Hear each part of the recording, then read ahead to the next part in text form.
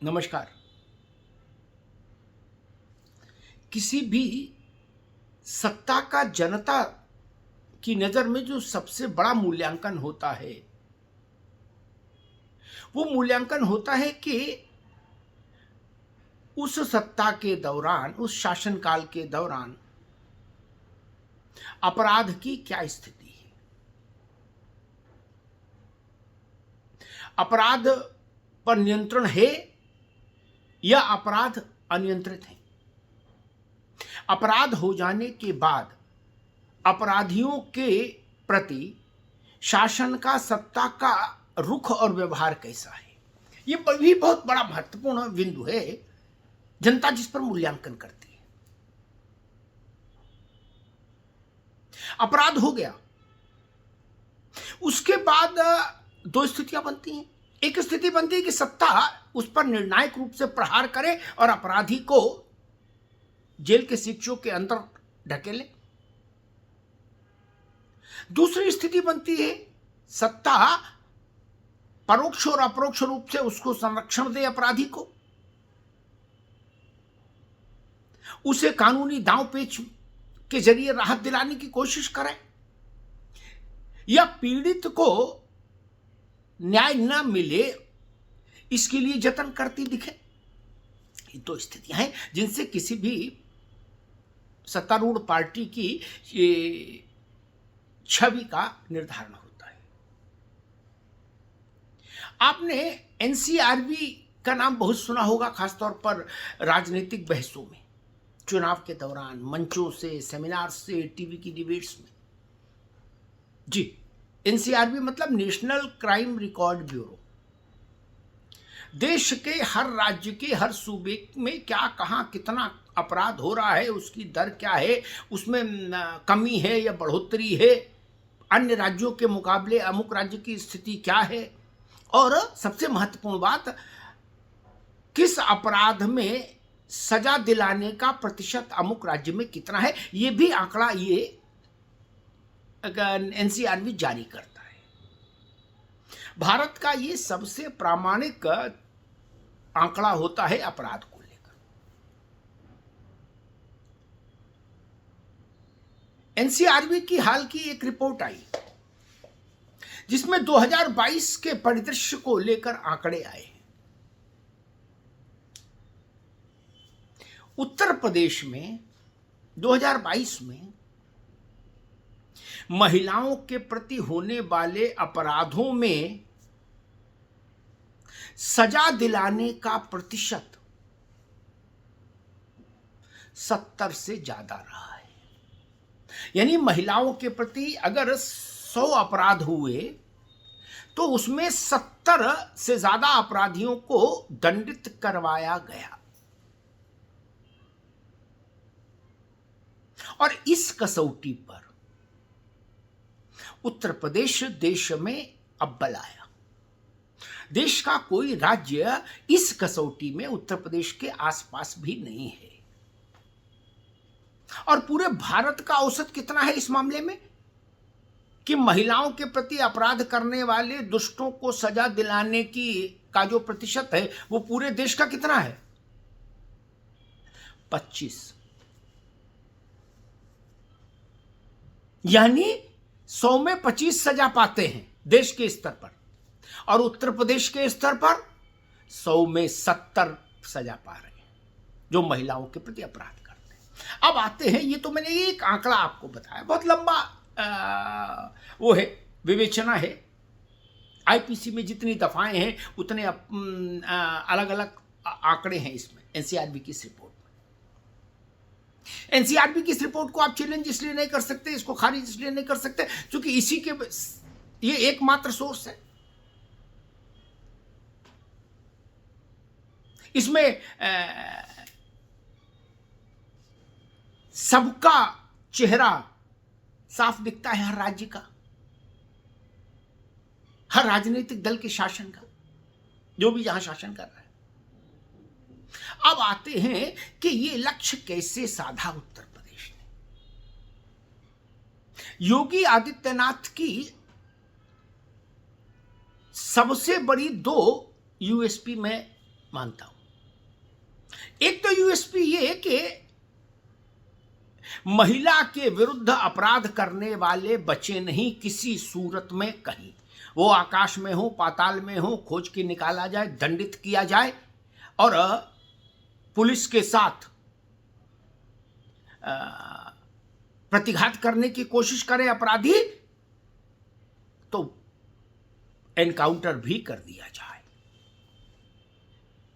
ये जो स्थिति बनी, एक निर्णायक सोच बनी सत्ता की योगी आदित्यनाथ के कारण, उसने उत्तर प्रदेश को इस सम्मानजनक आंकड़े तक पहुंचाया है कि आप महिला के विरुद्ध अपराध करेंगे, महिला के साथ अमानवीय व्यवहार करेंगे, आपराधिक कृत्य करेंगे तो आप दंड से बच नहीं पाएंगे।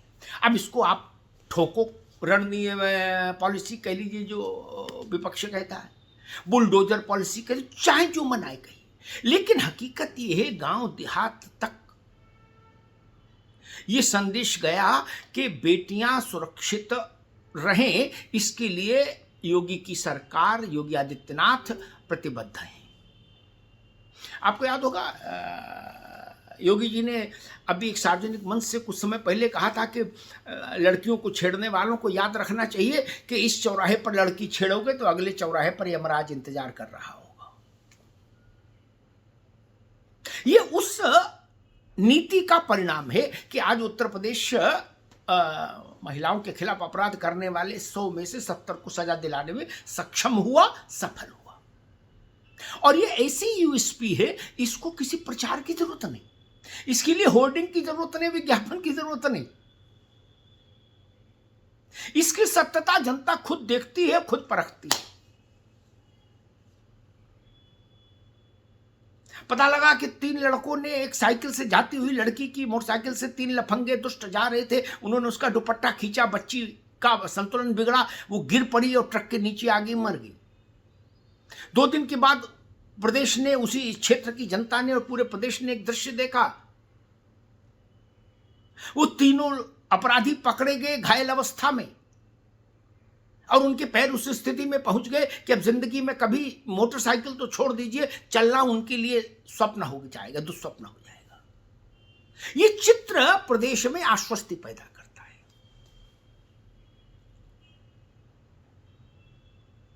रहम की भीख मांगते अपराधी, घिसटते रेंगते अपराधी, मृत्यु का वर्ण करते अपराधी, जेल के सीखचों में रोते चीखते बिलखते अपराधी, ये जो चित्र है ना, ये जनमानस को संतुष्टि देता है।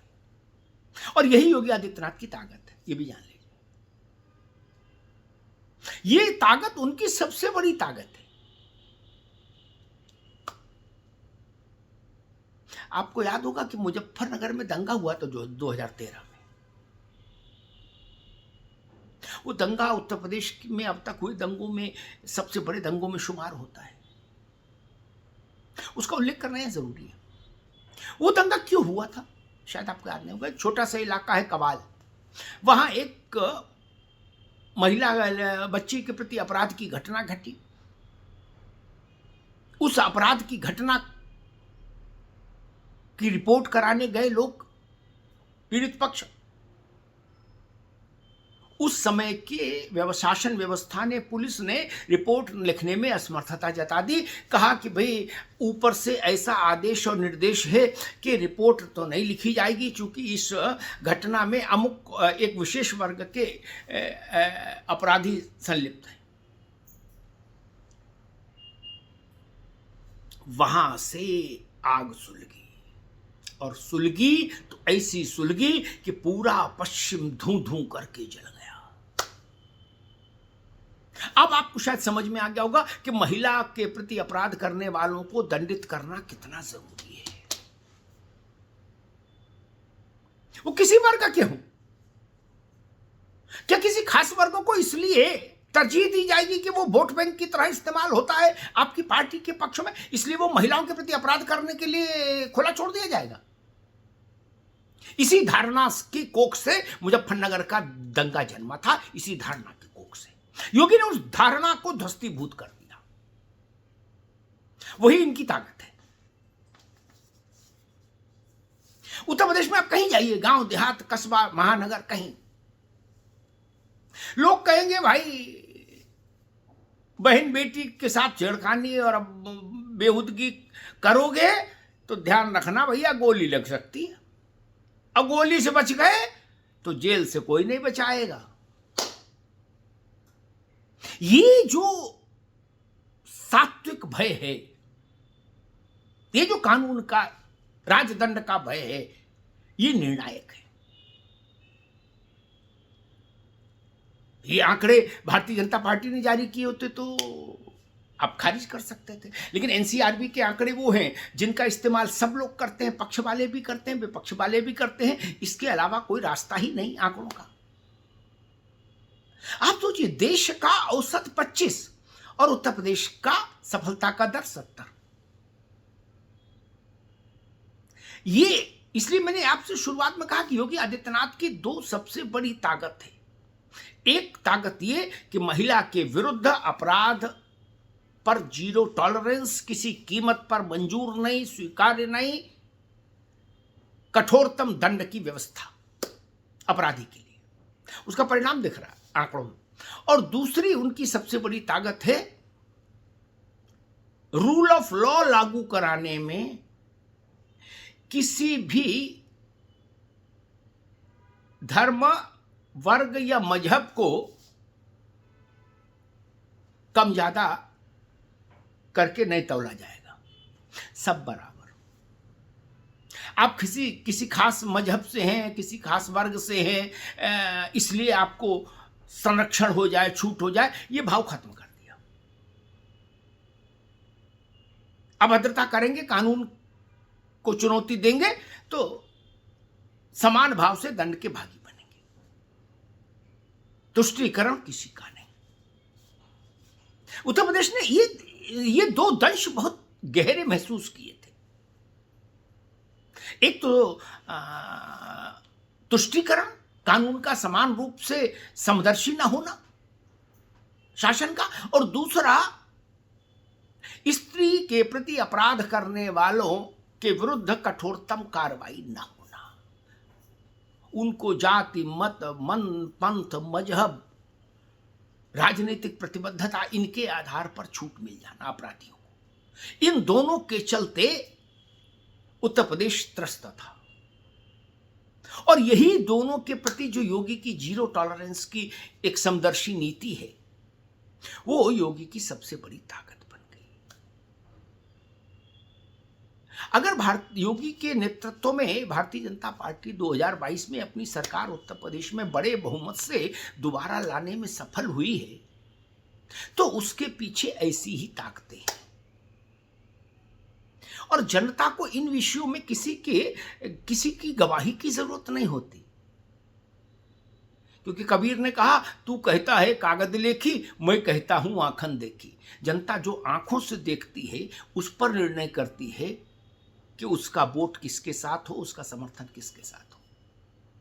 तो अगर आप उत्तर प्रदेश के निवासी हैं तो भी, और अगर आप उत्तर प्रदेश के निवासी हैं तो भी आप भारतीय हैं, तो इस बात पर गर्व करिए कि देश के सबसे बड़े राज्य में महिलाओं के प्रति अपराध करने वाले दुष्टों के प्रति कठोरतम नीति अमल में लाई जा रही है और 100 में 70 अपराधी सजा पा रहे हैं, दंडित हो रहे हैं। धन्यवाद।